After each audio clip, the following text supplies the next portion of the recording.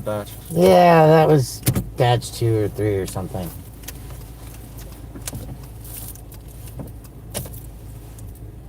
It's okay. It'll be all right. Chiba Hut. You never been to Chiba Hut? No. Oh, that's because you're not a stoner. Yeah. They make... It's Subway, but better. There you are. There we are. Yeah. That's right. So there is an encampment here. It's very small. Well, maybe it's not. Maybe it's not. Let me take a look. But here again, this is a Chiba Hut, and there's a Slice Works, and here again, it's not something that permanently should be quote unquote allowed. The issue is treating them like a human being and having some place to go. Because what happens is they don't have anywhere to go, they don't have the resources, and they'll lose a lot of their stuff. Hold that thought for a second. Good afternoon, boys and girls, friends, lovers, children of all ages. We are at the intersection of Colfax and Washington, where tomorrow morning there will be a unhoused traumatic displacement. In the car and narrating today, the attorney, Robert Gauss, focuses on bankruptcy law. Happy hippie, hello and welcome. Also, Carol Funk is in the chats on Robert and maybe some others. So I just want to give you all an update what's going on. We're looking at the mitigation of human beings without a relocation plan because their waste, their debris, and their humanity are unwanted in this location. By some, anyway. You were saying? Yeah, the idea is to give them somewhere to go temporarily. It's not to, burden this business with this permanently. It's not good for anyone, the policy that we have now. It's not. How many times do you think we got? I'm going to go with Brian's stream. Three, stay on. Well, I only got Carol. 4, 5, 6, 7, 8, 9, 10. Yeah, there's a lot of them here. Yeah, here we are. Greatest city in America.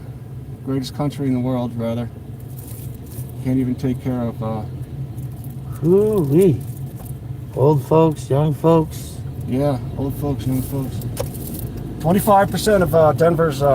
if you're a quote-unquote bootlicker type, and you're staring at this with a frown on your face, you should understand that 25% of Denver's unhoused are veterans, according to the MDHI report that came out last year. So here you have someone who served the country. Maybe they got PTSD, and yeah, maybe they developed an alcohol problem or whatnot, and they got sideways with their wife and or girlfriend, and now they're on the street because of their problem that they got serving our country.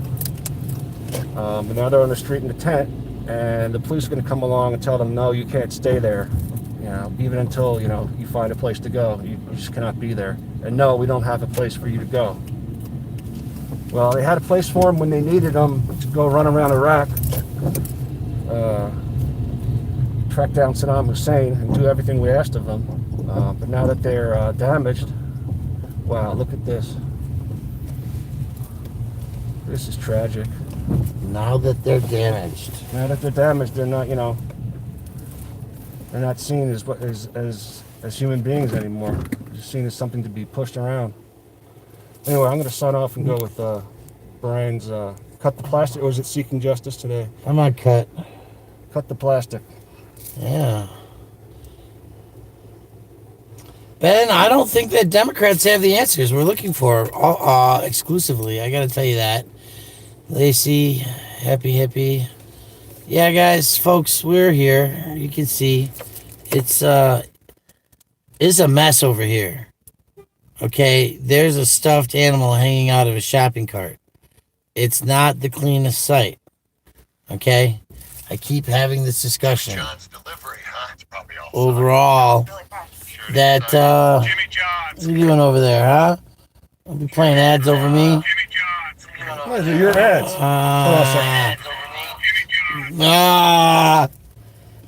How many times do you think it'll echo? I got it. No, you're good. I'm messing with you.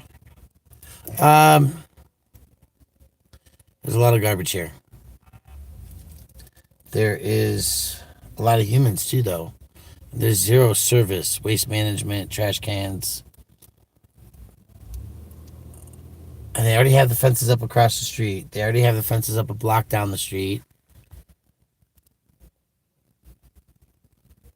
Oh, yeah, Ben, for sure. $33,000 per homeless person. Really? Jesus flipping. I don't even spend that much in my housing. Right? $12,000 a year to house a human being. That's a lot of fucking money. 33,000 to push them around? Even worse. Yeah, just think how much good could have been done with that money. And people feel differently, but I don't see it as defund the police. It's just you just got to spend the resources differently. You would get results, but the system is just so ingrained. I say that we reallocate the funding away from aggressive practices that destroy humans. Also, every life is precious and you're going to protest outside the abortion clinic, then like that woman that comes to the abortion clinic and you convince not to, their kids for life should be housed. Oh yeah, exactly, Tess. The restaurants to erect the tents. I don't know about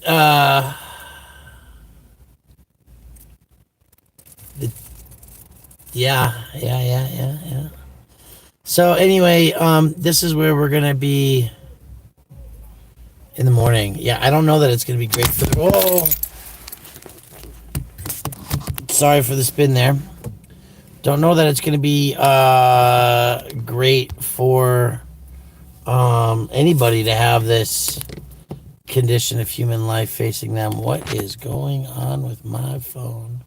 Yeah, just think you're in this tent, and then you get kicked out of it right before the storm of the century. So you're wandering around Denver without your shit, trying to survive. And that's why I spent $100 on over 150 pounds worth of stuff, right?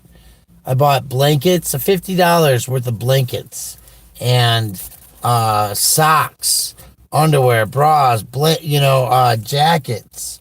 We got tarps.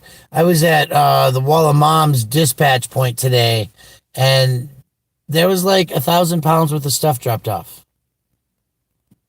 Water bottles, coffee cups, hot pocket, little magnesium heaters for your hands. We're learning that you can take a double-walled coffee mug, stuff it with some cardboard, pour layers of alcohol hand sanitizer on top of it, light it up, and it'll stay warm. It's supposed to do the trick. The other thing that we're learning too is soak the wicks in salt water. So you're gonna take some cloth to make a wick for a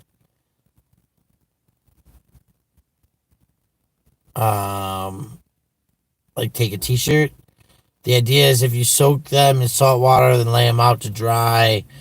Supposedly the salt helps to make the wick last longer. I haven't tested it yet. It's not proven by our standards, but we have a committee that will get there. I was chatting with this woman named Cake this morning, which of course Carol was also watching. And do you know who's good with that stuff? Is Brendan Toll? Do you know him? There's a lot of people that are good with that stuff. He is constantly tinkering with how to keep a tent warm.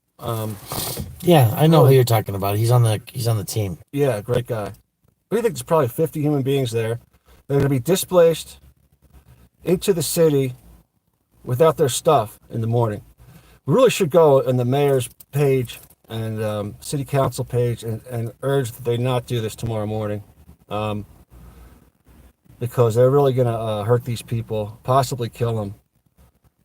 To do it right now, right before a huge storm is coming in, or a 4-day storm. Imagine losing your stuff right now, and having nowhere to go right now.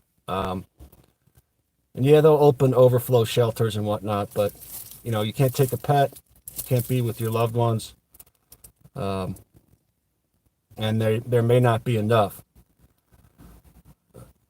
It's just not the right thing to do. And spend $30,000 on a bunch of police officers and a fence. For what? You know, it looks like this camp is built for heat. One after the other. So they kind of keep their heat a little bit closer to be close like this. And it's a nice windbreak too behind the natural grocers here.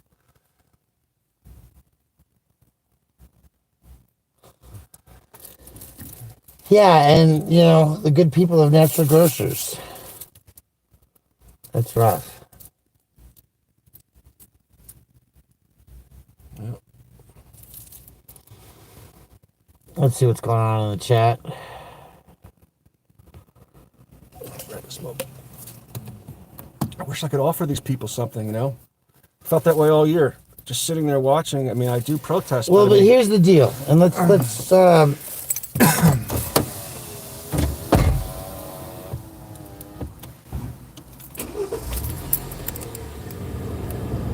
let's just look at it like this. Tomorrow, these people are going to have their stuff thrown away. you want one? So why should we? What is the advantage of us bringing stuff to them today? If there's anything we should be bringing to them right now, it's garbage bags to put the trash aside. It's hot food, you know.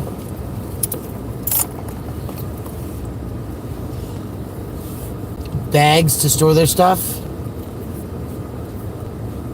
Places to go. But if you just consider that that you're not really going to get that, you're not going to get much done by providing tarps that are going to get ripped down by the police tomorrow. You know what I'm saying, Robert? Yeah. I hear you. Makes sense. So it's hard. There's a lot of stuff.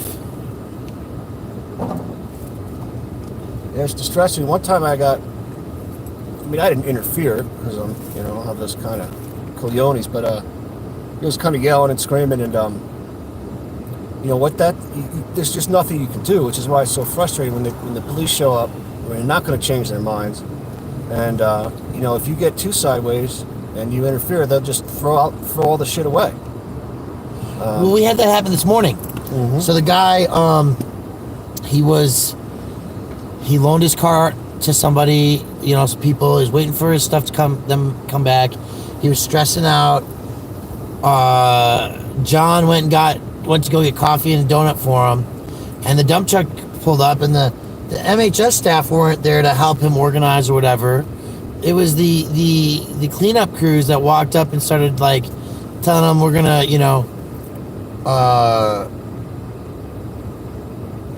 deal with, we're gonna just haul your stuff. So we were like, hey, we got somebody coming over to help him.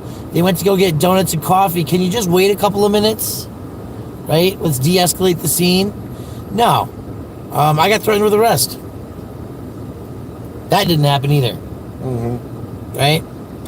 So I want to help, but all I know to do today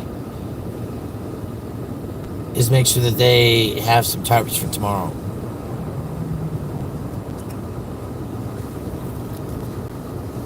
What time do you think they'll show up?